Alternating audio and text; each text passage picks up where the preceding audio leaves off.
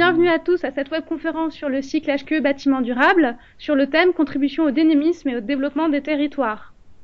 Alors, en deux mots, Certivea. Donc, Certivea, nous sommes une filiale du Centre scientifique et technique du bâtiment. Et nous sommes un opérateur de services sur la performance durable et la qualité de vie des bâtiments et des territoires. Vous nous connaissez notamment en tant qu'organisme de certification sur la HQE.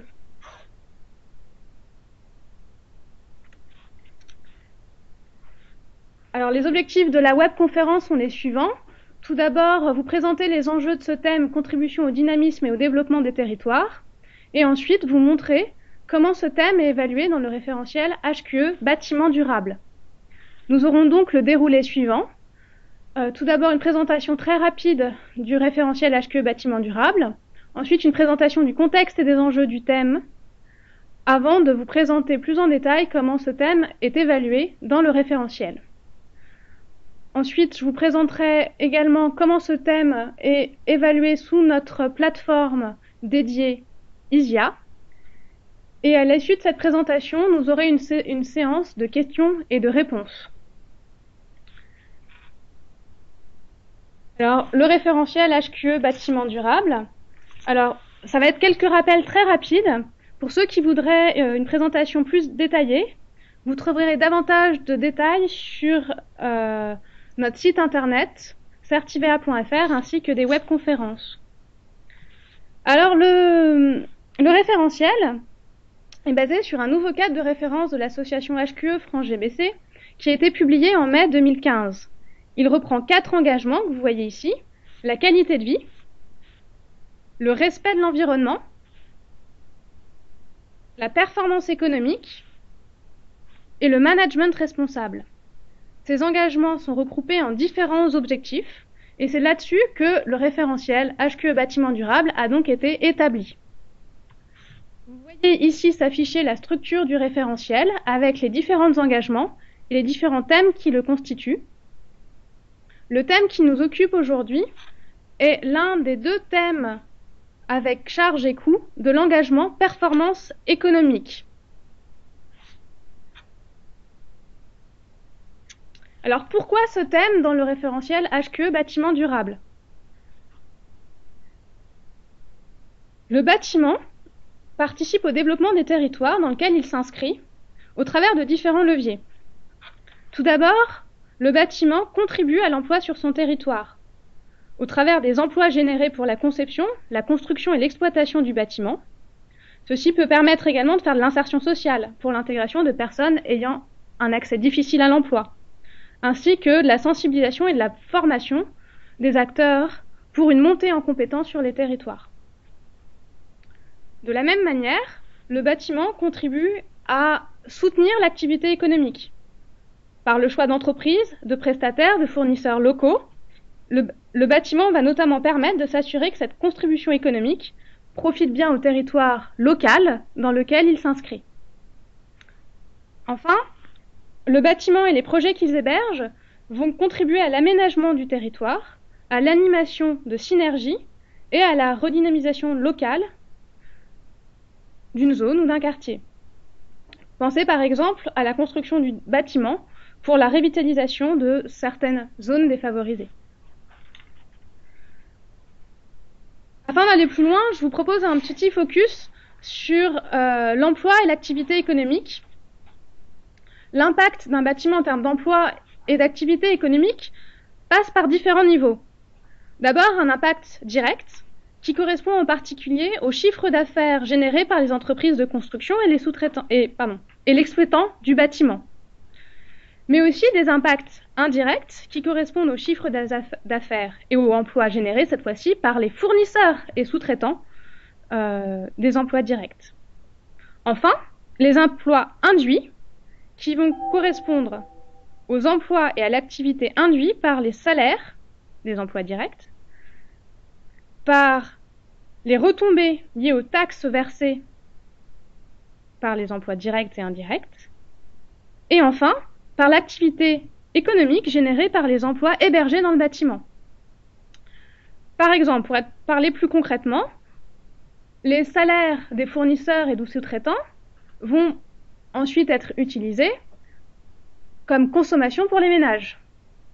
Ou encore, les personnes qui travaillent dans un bâtiment vont aller faire leurs courses à côté du bâtiment et ainsi créer de l'activité aux alentours du bâtiment par leurs achats.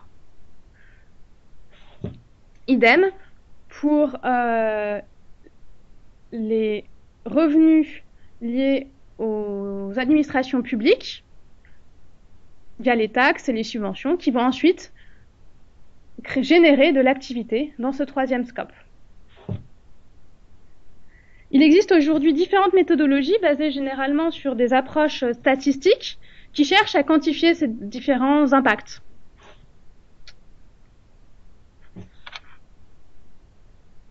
Alors, au-delà de l'emploi et de l'économie circulaire, comme vous avez pu le constater, les enjeux de ce thème contribution au dynamisme et au développement des territoires sont nombreux. Ils recoupent légalement pour beaucoup des préoccupations que vous allez retrouver dans l'économie circulaire. Vous voyez ici s'afficher un diagramme illustrant les 7 piliers de l'économie circulaire avec l'approvisionnement durable, l'éco-conception, l'écologie industrielle et territoriale, l'économie de la fonctionnalité, la consommation responsable, l'allongement de la durée d'usage et le recyclage. Ces thèmes se retrouvent dans leur traduction à l'échelle du bâtiment. Vous trouverez dans le diagramme que vous avez vu apparaître une proposition de définition pour la traduction de l'économie circulaire et de ses différents piliers au bâtiment. La contribution au développement économique du bâtiment se retrouve de manière plus ou moins directe dans ces 7 piliers. Alors, par exemple, on peut citer donc, pour l'approvisionnement durable le recours à des matériaux, composants ou ressources locales. Pour l'écologie industrielle et territoriale, on peut également citer la mise en place de synergies, flux, ressources, énergie, entre le bâtiment et son territoire. Pour l'économie de la fonctionnalité, on va avoir une approche du bâtiment par les services et les usages qui peut également être intéressante dans ce thème contribution au développement économique des territoires. Alors, pour information, vous allez également retrouver ce thème dans les obligations de reporting RSE des entreprises. Les entreprises cotées ainsi que les entreprises non cotées présentant un chiffre d'affaires de plus de 100 millions d'euros et de plus de 500 employés sont en effet soumis à des obligations de reporting sur 42 items environnementaux, sociaux et sociétaux. Parmi ces 42 items, on retrouve l'impact territorial, économique et social de l'activité de la société en matière d'emploi et de développement régional et en matière d'impact sur les populations riveraines ou locales. Autre réglementation avec laquelle notre thème a un lien, la réglementation sur les déchets. En effet, dans la législation sur les déchets, vous allez retrouver des objectifs en matière de valorisation matière des déchets issus du BTP. Cette valorisation matière représente une ressource locale qui peut s'inscrire dans une politique d'approvisionnement local pour un bâtiment. Le bâtiment contribue ainsi à soutenir des filières locales de valorisation matière de déchets. Pour synthétiser sur l'état des lieux des pratiques, on trouve aujourd'hui que les enjeux en termes de contribution d'un bâtiment sur le développement économique de son territoire sont de plus en plus reconnus. Ces préoccupations vont notamment se retrouver au cœur de discussions auprès de collectivités pour l'implantation d'un nouveau bâtiment par exemple. Les acteurs publics sont notamment de plus en plus nombreux à introduire des clauses d'insertion dans leur marché. Prenons par exemple l'exemple de l'ANRU, qui a une clause de 8% d'insertion sur les chantiers. Ces clauses d'insertion, initialement rédigées par les acteurs publics, se diffusent progressivement également dans le privé. Par ailleurs, on retrouve aujourd'hui de plus en plus souvent la question de l'origine des composants, avec un premier défi qui est celui de retracer l'origine des composants, afin de prendre les composants les plus issus de filières locales. Et puis, pour quantifier ces impacts, nous avons vu tout à l'heure que de nouvelles méthodologies se mettaient en place. Il faut cependant bien avouer que ces méthodologies portent encore beaucoup plus sur l'échelle d'un acteur et de sa politique globale, plutôt que sur l'échelle d'un bâtiment. Et par ailleurs, ces méthodologies ne font aujourd'hui pas consensus.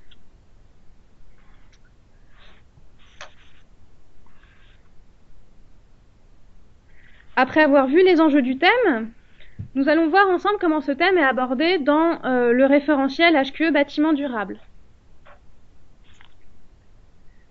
L'approche que nous avons mise en place a été adoptée après différents échanges auprès de professionnels de l'immobilier et du bâtiment, et nous avons focalisé notre évaluation sur deux enjeux. D'une part, la contribution au développement d'un territoire, et d'autre part, le soutien des filières locales de production dans une logique d'économie circulaire. Au vu de la maturité des pratiques, nous avons fait porter l'évaluation sur des démarches plutôt que sur une évaluation performantielle de la mesure des impacts.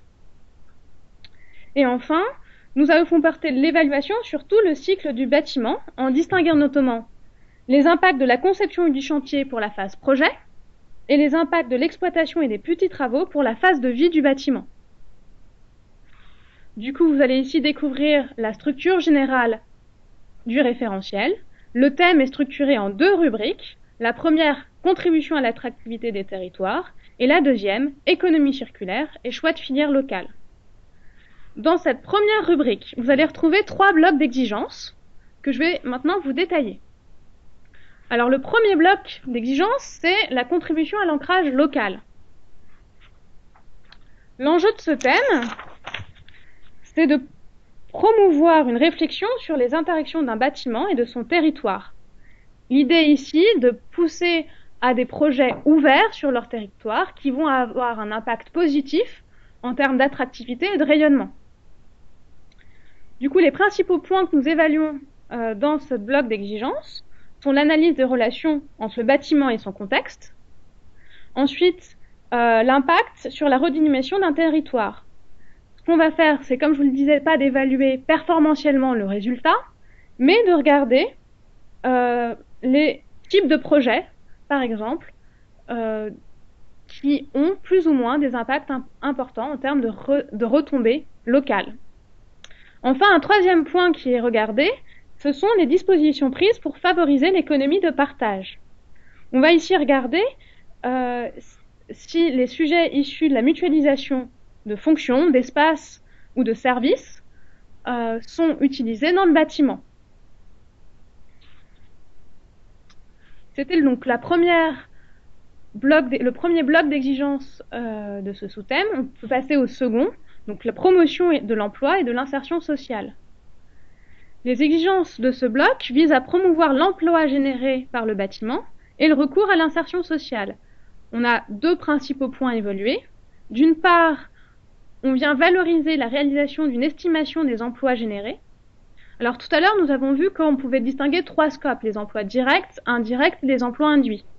Ici, ce qu'on demande, c'est que les 2 premiers. On ne demande pas une estimation des emplois induits par le projet.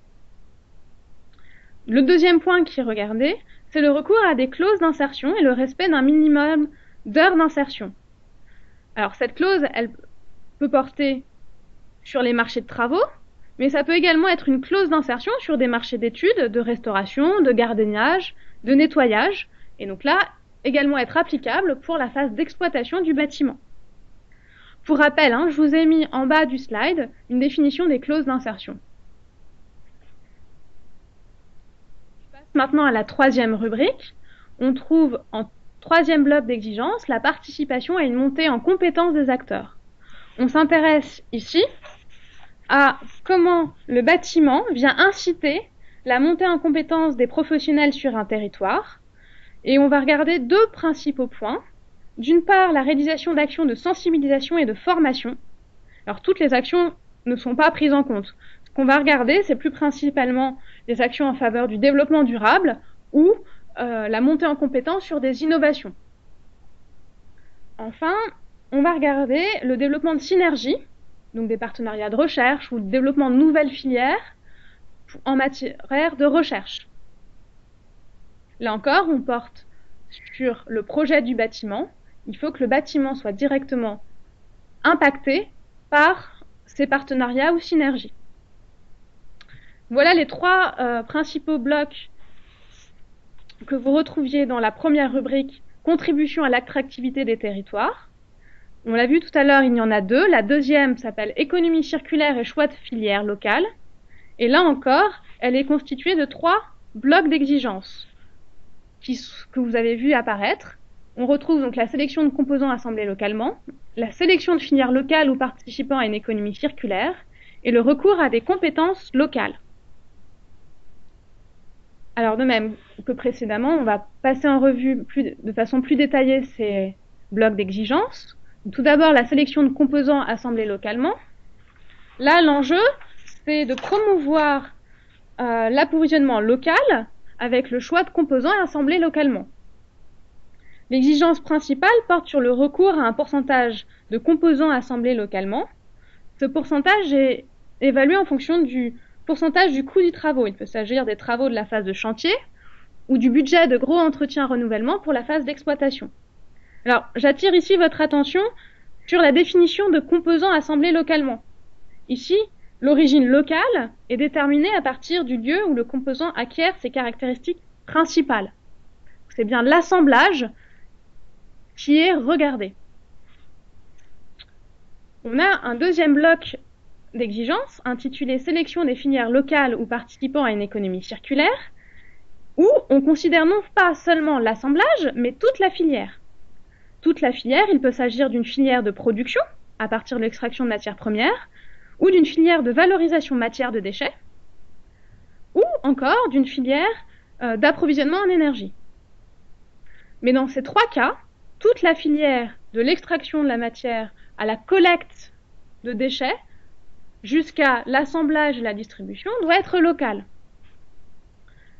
Comme vous le constatez, c'est donc une exigence qui est plus exigeante que la rubrique précédente. Et donc on a distingué 2 niveaux différents. En premier lieu, on va regarder si un travail d'identification des filières locales a été fait. Et en deuxième lieu, on va valoriser le recours à des filières locales. Ici, on ne valorise pas un pourcentage en coût d'achat, mais bien juste le recours à un nombre de composants locaux. Et enfin, donc troisième rubrique, le recours à des compétences locales. On a vu tout à l'heure les composants et les matières. Là, on s'intéresse aux entreprises et prestataires et on regarde s'il y a un recours effectivement à une majorité de prestataires locaux. Vous avez vu ici une vision globale du référentiel. Je vous propose de regarder comment ça se concrétise sur notre plateforme ISIA. Alors pour votre information, nos référentiels sont mis en ligne sur une plateforme informatique ISIA auquel vous pouvez demander l'accès et qui va vous permettre donc du coup une évaluation du thème. Alors vous voyez ici s'apparaître comment se présente le référentiel HQE bâtiment durable avec une précision de l'objet, donc ce que vous allez évaluer, et le résultat, le niveau, qui est fourni automatiquement par la plateforme. Vous retrouvez ensuite les 4 engagements dont je vous parlais tout à l'heure, le management responsable, la qualité de vie, le respect de l'environnement et la performance économique. Les 3 objectifs et les 2 thèmes que nous avons aujourd'hui développés, charges et coûts en premier, et le thème contribution au dynamisme et au développement des territoires. Pour faire l'évaluation, vous pouvez au préalable cliquer sur le petit i en noir qui s'affiche, qui vous donnera un sommaire détaillé des exigences, et le bouton renseigner qui vous permettra d'accéder au référentiel du thème. Donc, si on clique sur renseigner, vous allez voir apparaître donc les différentes exigences. Ici, pour la rubrique contribution à l'attractivité des territoires. Et vous voyez, à chaque exigence sur votre gauche, vous voyez une évaluation qui se présente sous la forme de menu déroulant avec les différents niveaux qui peuvent être atteints.